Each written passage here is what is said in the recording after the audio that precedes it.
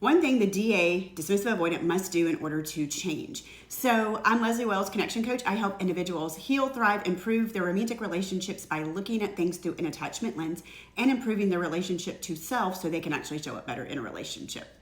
So first, let me just kind of explain how we get our attachment from a quick science overview. If you're unfamiliar with the dismissive avoidant, go back and look at some of my videos. But essentially, our attachment wounds, our attachment styles are created through repetition paired with emotion. So they're messages that we constantly get that have emotion paired to them, and those things get stored as triggers. So these become wounds that we carry with us later in life. And these triggers essentially are memories that we have that have a lot of oftentimes unprocessed negative emotion in them, are tied to them, because our memories are actually stored with the emotion that happens at that time. So when someone steps on that wound later in life, we experience those emotions all over again tied to that memory, and the same neurochemical experience happens for us. And it's essentially like we're reliving all of those things from the past and actually feeling them in real time. So through conditioning, when you are constantly getting these messages tied with emotions, they become part of your beliefs, your assumptions, and the new lens that you project onto the world and how you see things. That's one of the reasons that when people have been affected by a major trauma, it sort of is now the way that they view everything if they do not work through that trauma, because there are such big memories and emotions that are tied to that they experience over and over again. And they literally take that and take a lens and project that outward onto everything. And so a lot of the work for insecure attachment is to actually look at that piece of the puzzle. How are they thinking? What are their beliefs? What are their assumptions? What are they projecting onto things? And how do they fix it from that regard? So one of the big wounds of the dismissive avoidant is that inner defectiveness wound, that I'm inherently broken, something's wrong with me. And that comes from repetitive messaging that they get from their parents. So whenever they do come to their parents for a problem or they need them emotionally, there's emotional neglect. They don't know what to do with it. It's not modeled to them. Whenever they bring something to their caregivers, they usually are met with criticism, sometimes punishment, sometimes they are made fun of. And a lot of times they are just dismissed. And so there becomes this thought for them, this feeling as a child that no one is there for me emotionally. They don't care about me emotionally. They're not able to show up for me emotionally. I'm just emotionally neglected. What's wrong with me that they can't connect with me in that way? And what's wrong with me that I can't get my emotional needs met? No one is here for me emotionally, so something must be wrong or broken or bad about me that I can't get this met.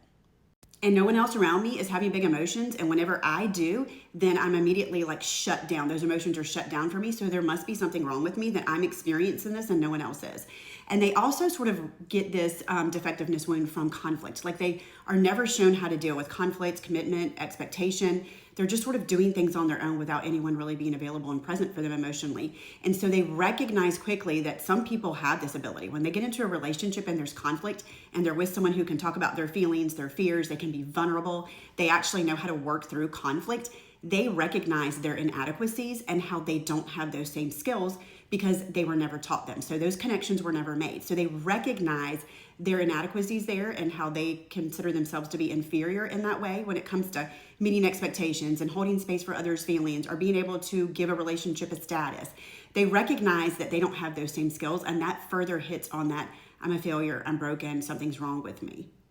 So over and over and over again, these messages are given to them, and with them comes that emotion, right? When a parent dismisses your emotion as a kid and basically doesn't have time or make space or criticizes you, there's rejection, there's disappointment, there's emotional abandonment. There's all these big emotions that are then stored, and that is conditioned over and over again into the brain. So one of the big things that will trigger them in relationships and in marriages is when their partner brings them a problem or has feedback for them, and they automatically see it as a criticism, and their very first thought is, here it is again, I missed the mark, I'm broken, I'm never gonna get it right, I am defective. And there's a difference between anxious attachment where it's like, okay, I missed the mark, I didn't get it right, I can try harder, be more, be better, that people pleasing, to actually like lean into the relationship.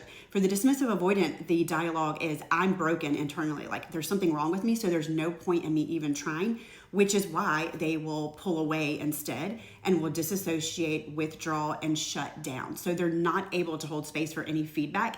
And it's because that feedback or that problem hits on that inner wound of defectiveness, and criticism is like one of the biggest ways that it comes out for them. So all of those messages from before, the false narratives that they have created, the thoughts that they've allowed to take root, are then triggered, and then they just go down this spiral, and then eventually it gets to the point where with the dismissive avoidant, they will typically suppress those things and withdraw from them. So part of the work of the dismissive avoidant, here's what they actually need to do to improve this.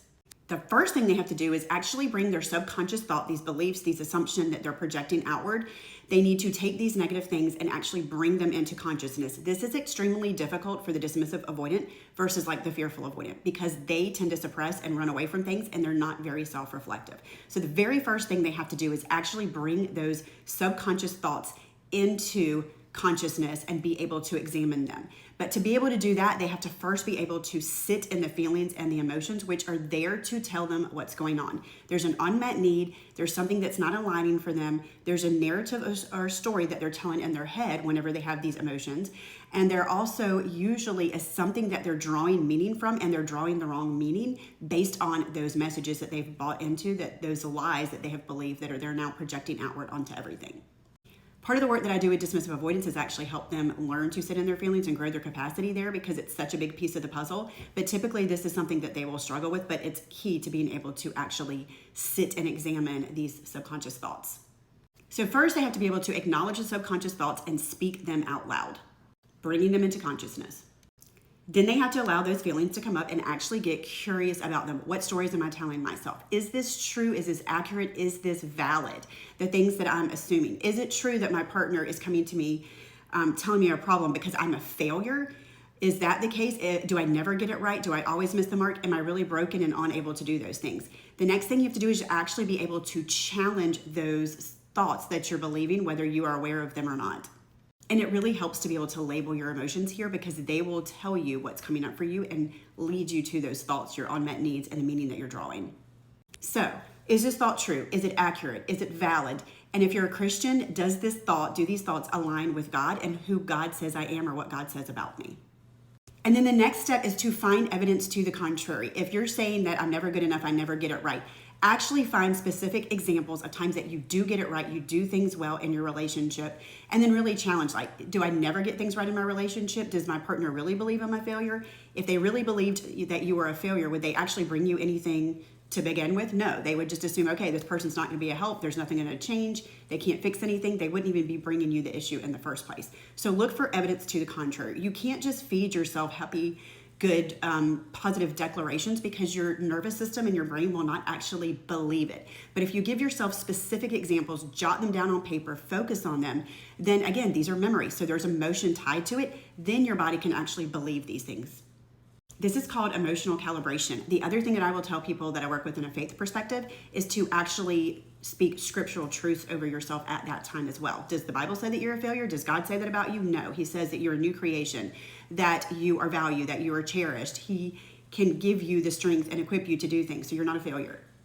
And then you speak those truths over and over and over again every time this comes up, until you're able to, after practicing and conditioning it, actually do it in real time. So you're reconditioning those negative neural pathways in your brain, and you're creating new neural pathways that you will then use as your new lens to actually project on the world, instead of those negative lies, those false beliefs that you were doing that were hindering you before, and those false assumptions based on experiences of messages that people told you that don't actually define you.